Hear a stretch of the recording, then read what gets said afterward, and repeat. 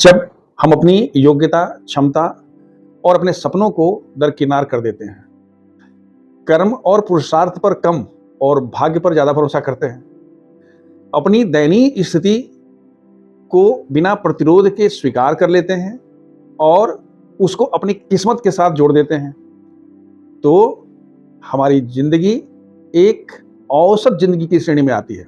हम average life जी रहे होते हैं। देखिए, छोटा है, बड़ा है, धनी, गरीब जो भी है, सबकी ज़िंदगी की शुरुआत दिनचर्या से होती है। यदि हमको अपनी दिनचर्या पर कोई भी कंट्रोल नहीं है, यानी कभी भी सोना, कभी जगना, कुछ भी खा लेना, कुछ भी सोच लेना, किसी से उलझ लेना, अगर इस तरह की कोई बात होती है, इसका मतलब कि हम भले ही पूरे दिन भर या दिन और रात व्यस्त हैं, लेकिन हमारी ज़िंदगी अस्त व्यस्त है। हम ऑर्गेनाइज नहीं है और इसका सीधा असर पड़ता है हमारे शारीरिक वेलबींग पर, यानी हमारी सेहत पर और हमारे काम पर भी। हम निश्चित रूप से स्ट्रेसफुल रहते हैं। लोग कहते हैं हम काम तो करते हैं, ड्यूटी पर जाते हैं, आप जाते हैं, काम करते हैं, लेकिन आप काम को एंजॉय नहीं करते हैं। आप स्ट्रेसफुल रहते हैं। आपको हमेशा ये लगता है कि भाई ये कहाँ से मैं झेल रहा हूं। इसलिए दोस्तों, यदि आप भी औसत जिंदगी जी रहे हैं और औसत जिंदगी से बेहतर जिंदगी की तरफ बढ़ना चाहते हैं, तो सबसे पहला काम है सेल्फ डिसिप्लिन, आत्म अनुशासन। उतना आसान नहीं है।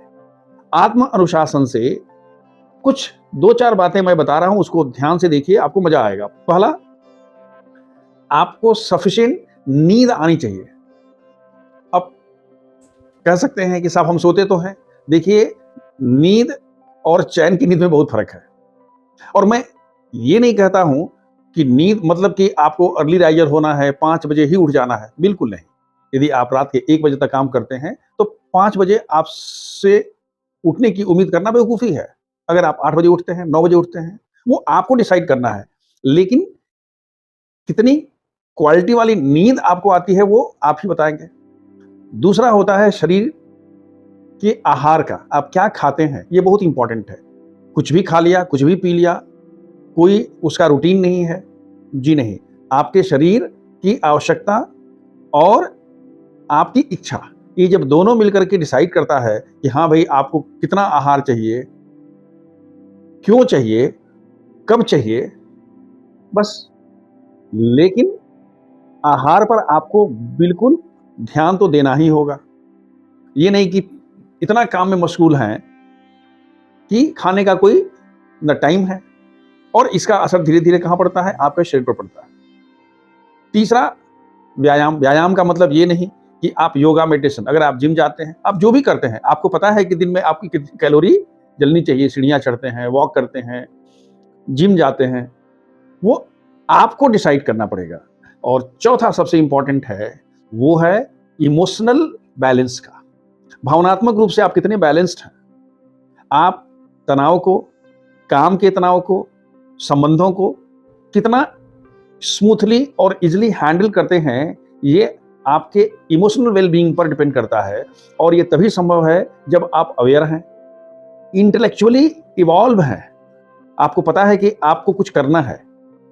अदरवाइज अगर आप सब कुछ किस्मत के भरोसे छोड़ देते हैं, परिस्थितियों के भरोसे छोड़ देते हैं, तो आपकी जिंदगी एवरेज ही रहेगी। और थोड़ी सी अवेयरनेस, थोड़ी सी सेल्फ डिसिप्लिन, थोड़ा सा सेल्फ मोटिवेशन आपकी जिंदगी को औसत जिंदगी से बेहतर जिंदगी बना देगी। और आप कर सकते हैं, हर वो व्यक्ति कर सकता है जो सुसुप्तावस्था में पड़ा हुआ, डॉर्मेंट में पड़ा हुआ नहीं। ठीक है, नहीं, अपने आप को झकझोरिए और एक एवरेज लाइफ से बेटर लाइफ की यात्रा शुरू कर दीजिए। Wish you all the best.